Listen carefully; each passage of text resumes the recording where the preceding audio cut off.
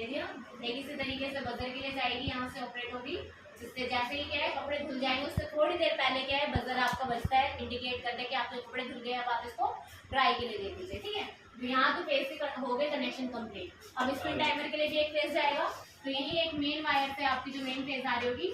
वो जाएगी spin timer के लिए इनपुट कराना है, और आउटपुट जो होगा इसका पहले जाएगा लीड स्विच से, डायरेक्ट स्पिन मोटर से कनेक्ट नहीं करना है, पहले लीड स्विच पे जाएगा और लीड स्विच का आउटपुट जो जाएगा वो जाएगा आपकी स्पिन मोटर की